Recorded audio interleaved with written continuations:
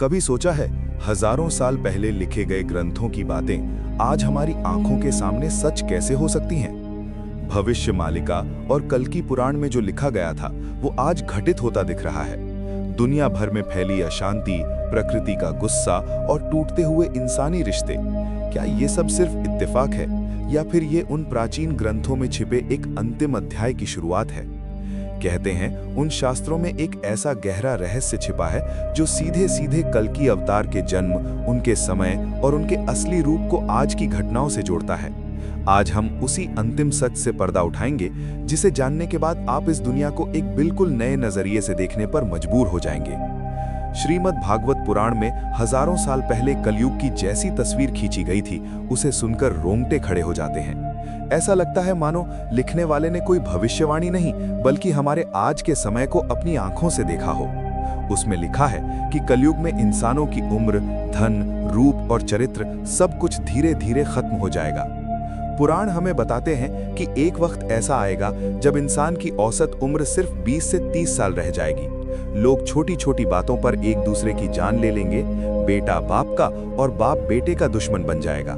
जो शासक होंगे यानी नेता और राजा, वो प्रजा की रक्षा करने के बजाय उन्हीं का खून चूसेंगे। उन पर इतने टैक्स लगाएंगे जैसे भेड़िए अपना शिकार नोचते हैं।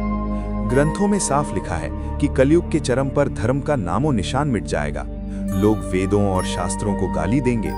शादी जैसा पवित्र रिश्ता सिर्फ एक सौदा बनकर रह जाएगा जिसमें प्यार नहीं, केवल हवस और मतलब होगा। समाज में नैतिक पतन इतना बढ़ जाएगा कि लोग बिना शादी के साथ रहेंगे और इसे ही आम बात माना जाएगा। सूखा, अकाल और बाढ़ जैसी भयानक आपदाएं धरती को घेर लेंगी। नदियां सूखने लगेंगी, जमीन बंजर हो जाएगी और अनाज का एक एक दाना सोने के भाव बिकेगा। आज जब हम दुनिया भर में क्लाइमेट चेंज, नई नई महामारियों और जंग के माहौल को देखते हैं तो लगता है कि हम उसी दौर में जी रहे हैं। लेकिन सवाल ये है कि जब अंधेरा इतना गहरा होगा, जब पाप और अधर्म की हद नहीं रहेगी, तब क्या होगा? क्या यहीं पर सब कुछ खत्म हो जाएगा? नहीं, क्योंकि हजारों साल पहले कुरुक्षेत्र की धरती पर भगवान श्री कृष्ण ने एक वादा किया था।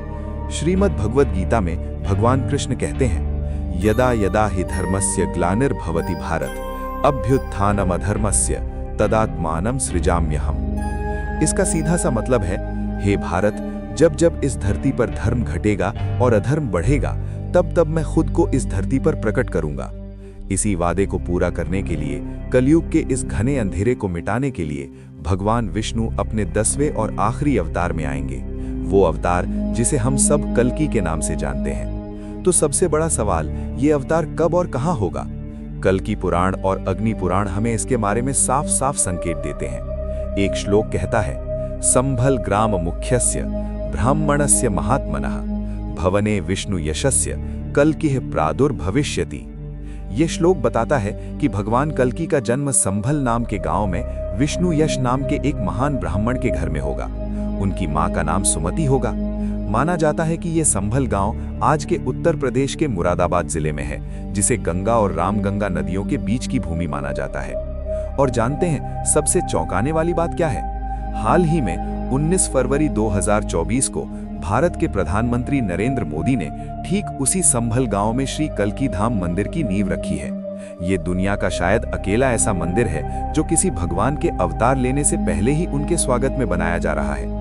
ये घटना उस हजारों साल पुरानी भविष्यवाणी को आज की सच्चाई से सीधे जोड़ती है। पुराणों के मुताबिक भगवान कल्कि का जन्म सावन महीने के शुक्ल पक्ष की पंचमी या षष्ठी तिथि को होगा। कहते हैं उस वक्त आसमान में सूर्य, चंद्रमा और बृहस्पति तीनों एक साथ पुष्य नक्षत्र में होंगे, जो एक बहुत ही दुर्लभ और शक्तिशाली खगोलीय घटना मानी जाती है। लेकिन सिर्फ जन्म की जगह और समय ही असली रहस्य नहीं है। असली रहस्य तो उनके रूप, उनकी शक्तियों और उनके उन मददगारों में छिपा है जिनके बारे में 99% लोग नहीं जानते हैं। तो चलिए अब उस आखिरी रहस्य से पर्दा उठाते हैं। भगवान कल्कि दिखेंगे कैसे? वो कोई आम इंसान नहीं होंगे। कल्कि पुराण बताता है कि वो एक ऐसे दिव्य पुरुष होंगे जिनके शरीर से रोशनी निकल रही होगी। वो दिव्य दत्त नाम के एक सफेद दिव्य घोड़े पर सवार होंगे जो उन्हें खुद वरुण देव देंगे। उनके हाथ में एक चमकती हुई तलवार होगी जो अधर्म को जड़ से मिटाने की ताकत रखेगी। लेकिन उनकी सबसे बड़ी ताकत उनके हथियार नहीं होंगे। भगवान कल्कि 64 कलाओं में माहिर होंगे। इन 64 कलाओं में ज्ञान, विज्ञान, युद्ध कला से लेकर संगीत तक ब्रह्मांड का हर रहस्य समाया हुआ है। पर सवाल ये है कि उन्हें ये सब सिखाएगा कौन? यहीं से एक और बड़ा रहस्य खुलता है। उनके गुरु होंगे स्वयं भगवान परशुराम।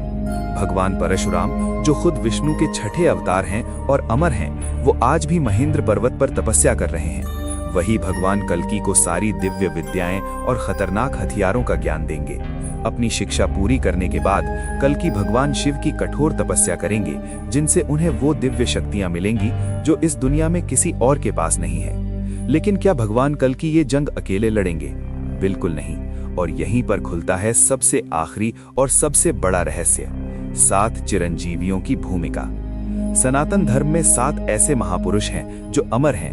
वो आज भी इस धरती पर मौजूद हैं और भगवान कल्कि के आने का इंतजार कर रहे हैं। ये 7 चिरंजीवी हैं हनुमान जी, भक्ति और बल का प्रतीक, जिन्हें माता सीता से अमरता का वरदान मिला। भगवान परशुराम जो कल्कि के गुरु बनेंगे। अश्वत्थामा, द्रोणाचार्य के पुत्र, जो अपनी गलतियों का पश्चाताप कर धर्म की तरफ से लड़ेंगे। राजा बलि, महान दानवीर, जो अपनी सेना के साथ धर्म की स्थापना में मदद करेंगे। महर्षि वेद व्यास, महाभारत और पुराणों के रचयिता, जो अपने ज्ञान से कल्कि का मार्गदर्शन करेंगे।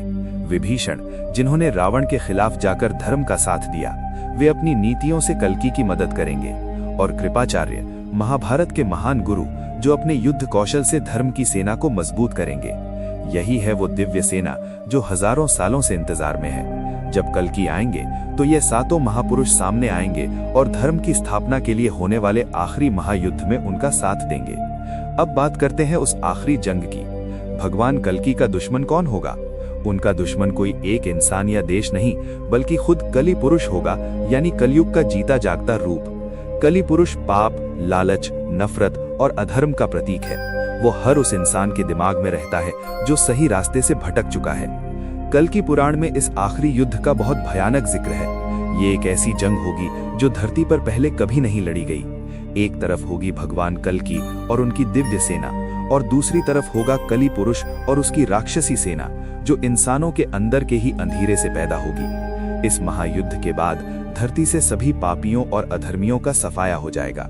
जो कुछ अच्छे और नेक लोग बचेंगे, उनके मन शुद्ध हो जाएंगे और फिर एक नई सुबह होगी। इस महाविनाश के बाद भगवान कल्कि फिर से धर्म की स्थापना करेंगे और एक नए युग की शुरुआत होगी, सत्य युग। सत्य युग में कोई अधर्म या पाप नहीं होगा, न कोई गरीब होगा, न कोई दुखी। इंसान फिर से प्यार, दया और सच्चाई के रास्ते पर चलेंगे। धरती अपने सबसे खूबसूरत और पवित्र रूप में वापस लौट आएगी। तो कल्कि अवतार की कहानी सिर्फ तबाही की कहानी नहीं है। ये अंधेरे पर रोशनी की, अधर्म पर धर्म की और निराशा पर उम्मीद की जीत की कहानी है। ये भगवान विष्णु का वो आखिरी वादा है जो हमें यकीन दिलाता है कि रात चाहे कितनी भी काली क्यों ना हो, सुबह जरूर होती है। शास्त्रों में लिखी ये बातें हमें डराने के लिए नहीं, बल्कि जगाने के लिए हैं। ये हमें याद दिलाती हैं कि हमें सही रास्ते पर चलना चाहिए, क्योंकि हर अंत अपने साथ एक नई और खूबसूरत शुरुआत लेकर आता है। इस बारे में आपको क्या लगता है? क्या आपको भी लगता है कि कल्कि अवतार के आने का समय पास आया है?